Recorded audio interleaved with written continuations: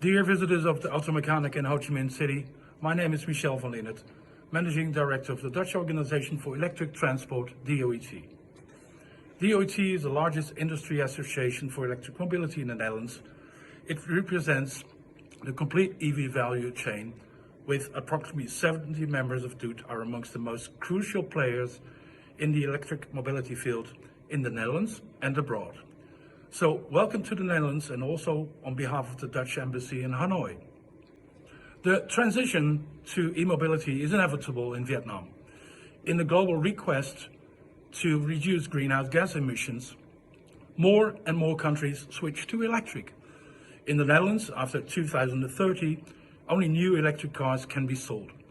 This is a positive development that offers an interesting perspective for Vietnam as well.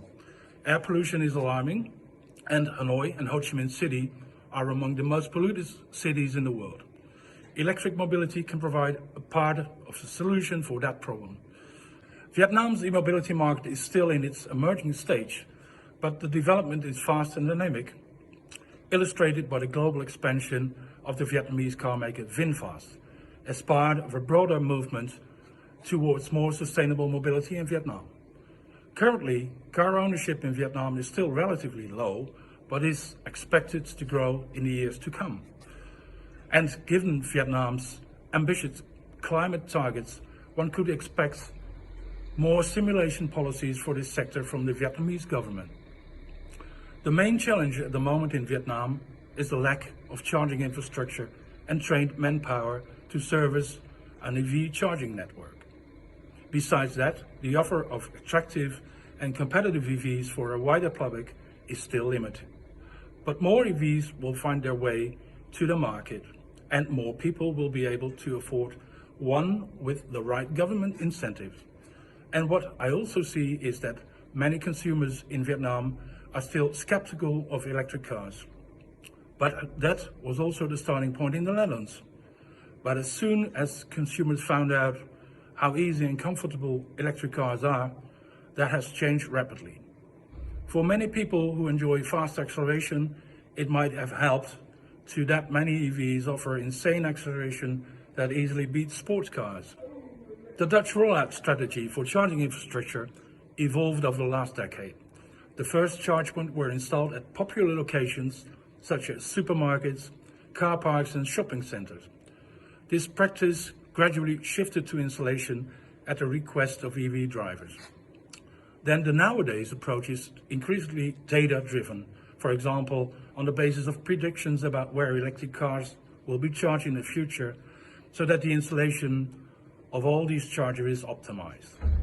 The Dutch government formulated the integrated approach to realize fast upscaling of charging infrastructure in the National Charging Infrastructure Agenda, adopted in 2019. So, who would invest in charging infrastructure? Dutch municipalities have collaborated with the private sector in public-private partnerships, contracts where one or more parties are given the right to install and operate charging stations in public spaces with little or no additional investments from the government. As a result, currently no other country has the same density of charging and stations as the Netherlands.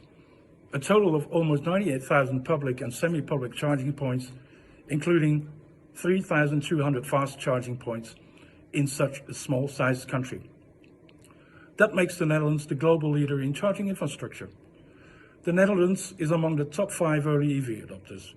By end of March 2022, there are more than 400,000 EVs on the roads in the Netherlands. In 2021, nearly 30% of all new passenger cars are EVs. With EVs, I mean the total of battery electric vehicles, so BEVs, fuel cell electric vehicles, and plug-in hybrid electric vehicles. The Dutch government offers incentives to reduce the cost for buyers and owners of EVs. Owners of BEVs benefit from waivers on the one-time registration tax and annual ownership taxes, or receive a reduction in the case of PHEVs, plug-in hybrid vehicles. In case of BEVs, either new or second-hand, the buyers can also receive an in-cash bonus from the government, equivalent to about 10% of the average after-tax purchase cost. On behalf of our members, I'm happy to share our experience, best practices, and also less best practices in policy and strategy formulation in e-mobility transition with Vietnam. We can bring in our expertise to help Vietnamese government agencies, network operators, and companies from policy design and the substantive preparation of tenders for charging infrastructure, including rollout strategy, to the realization of innovations in the field of smart charging. We also would like to emphasize the importance of open protocols and open standards. The Netherlands developed these open protocols to have communication between vehicles, chargers, and electricity systems. It is now possible to charge at any public charge point in the Netherlands with a single charging pass, and the Netherlands is advocating interoperability elsewhere in Europe so that potential borders for EVs will disappear. We call that EV roaming. More and more countries are adopting this standard, including South Korea. It would be very useful for Vietnam to adopt this standard as well, since it has proven to accelerate the adoption of EV elsewhere. Going green with the latest technology may seem expensive at first, but it is actually more cost efficient in the long run. The Netherlands has strongly invested in developing new technologies. Many foreign-built charging poles have Dutch technology inside, and Dutch fast charging technology excels worldwide. Also, Dutch companies in the automotive supply industry are increasingly aiming at e-mobility. A Dutch-Vietnamese cooperation example is the use of Dutch in-car navigation in VinFast's smart electric cars.